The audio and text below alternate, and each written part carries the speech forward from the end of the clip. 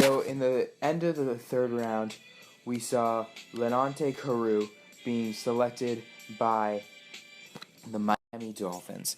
Now, last year we saw the Dolphins select Devontae Parker, a very talented wide receiver out of Louisville. Now we see Caroo, who is my 12th wide receiver out of Rutgers. Caroo's NFL size, and he's pretty productive in college. Now has really pretty good hands, and he's reliable with his hands. He's able to go up and get jump balls, which is a very high quality attribute in the NFL. If he's able to get better release against press coverage and become less upright and stop standing up so much in his routes, he will be able to be pretty successful in the NFL. There are questions about his character because he was suspended last year and he missed his curfew multiple times, and he struggled against physical cornerbacks as well. I project him as a mid to late third round pick, and we'll see how he does in the NFL in Miami. Then at 25, we saw Kyler Fackrell, the linebacker out of Utah State, be selected by the Green Bay Packers. After seeing Clay Matthews moved to outside linebacker, Fackrell will be playing opposite him as a 3-4 outside linebacker, and he's an every down player.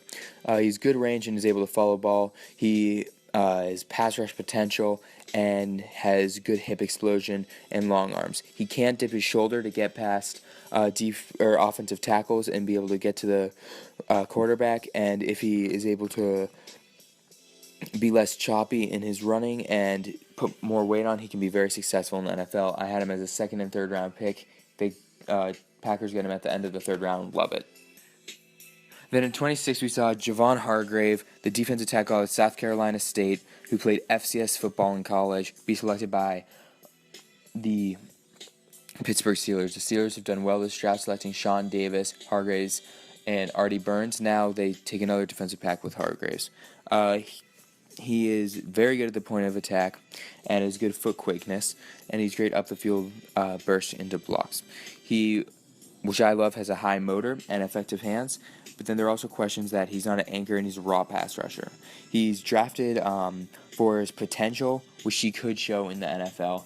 Can't wait to see how he plays at the next level. Then at 27, we saw the Seahawks, who recently have been hurt by Marshawn Lynch's retirement. We saw them draft C.J. Prosise, the running back from Notre Dame. He was my 5th ranked running back behind Derrick Henry, Kenneth Dixon, and Devontae Booker, as well as Ezekiel Elliott. I think that he always is able to get that 1 or 2 extra yards. He refuses to be taken down. He's pretty good lateral agility with cuts and is able to get yards after contact. He's a patient runner and he's good speed, but he's also kind of indecisive.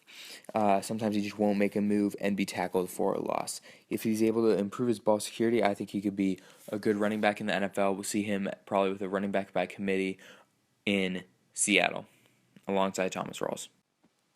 Then at 32, the Detroit Lions decided to draft Graham Glasgow, the offensive guard center from Michigan. Glasgow was a 3-year starter out of Michigan who possesses a strong base and is able to fend off potential bull rush, and also is an aggressive first step in run blocking. He had suspect hand placement, but Jim Harbaugh, the coach at Michigan, called Glasgow a leader of the locker room and complimented his consistency. Glasgow's versatility in the offensive line, which is a very positive attribute for NFL teams to look at, and I think he's a future solid offensive lineman, and those are hard to find late in the draft.